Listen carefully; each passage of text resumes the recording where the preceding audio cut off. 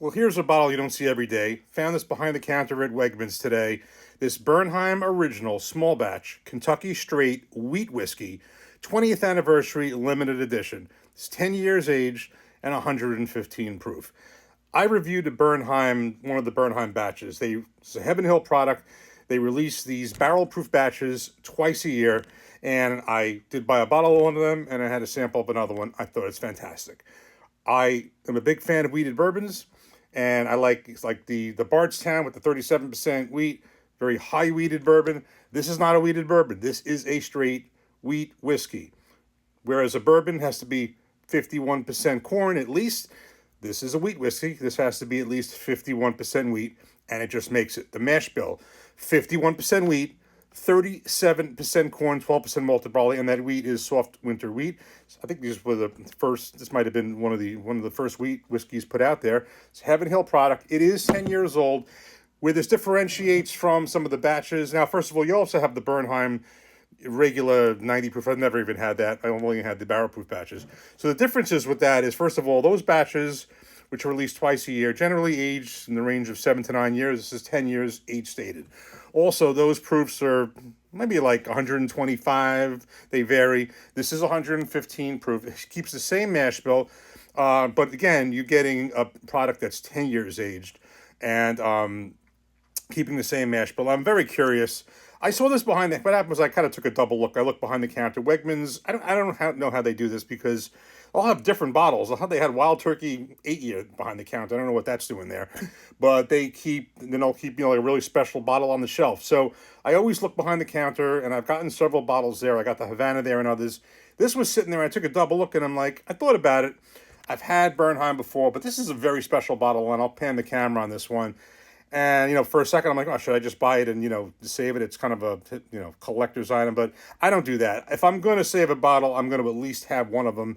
And if I like it, I'll buy a backup, maybe save that. I've only done that a couple of times, but I'm not going to ever buy a bottle and just not drink it. So I'm going to crack this right now. I'm very curious to see how this is, how it compares to the other Bernheim I've had. And if we like it, maybe we'll see if they have a backup at Wegmans to keep with my other bottles that I'm kind of holding on to. So let's crack this and see what we got. Here's the front of the bottle. Comes with this little tag up here.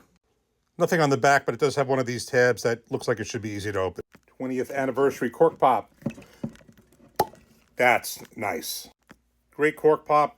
Really, really nice. It looks like a thick, syrupy kind of pour as I was pouring it in the glass. And again, the 20th anniversary is, of course, the 20th anniversary of Bernheim wheat whiskey itself. These batches, again, are 2 times a year. I don't think it's ever gotten the same popularity and, as well known as, of course, the Elijah Craig 3 times a year batches and the Larceny, also that one with the wheat content, but that's a wheated bourbon. This is a wheat whiskey. Larceny 3 times a year. This is twice a year. And again, I don't think they're well known, but I will tell you, the only reason I did buy this is because when I had that barrel proof batch, I liked it so much. And I haven't gotten one since, but special anniversary release, I'm like, you know what, I'm going to get this. So, nice dark color, 10 years old here. Let me give it a nose.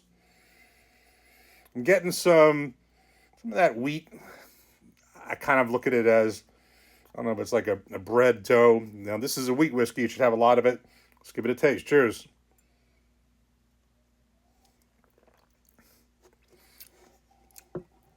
That's really good. Right up front, I'm getting a whole dose of cinnamon. I've had wheat whiskeys before, which gave me a cinnamon profile, and I'm getting that on this one.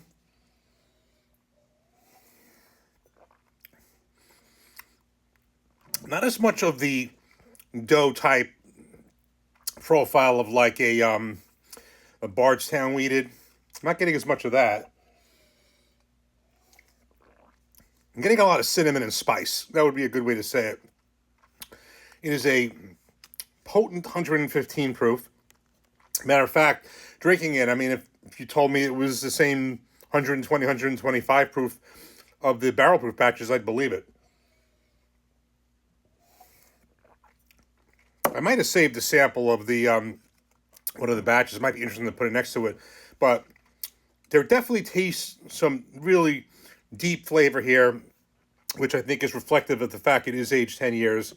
So I would say Is it better than the barrel proof batch I had the last time? I'm not sure, but it's out of memory. I think it's just as good.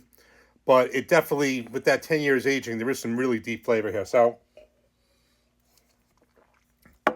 I would say, if nothing else, it was just a purchase I thought was something I wanted to make, being that I like weeded profiles, like weeded bourbons, like wheat whiskeys, like what I had before.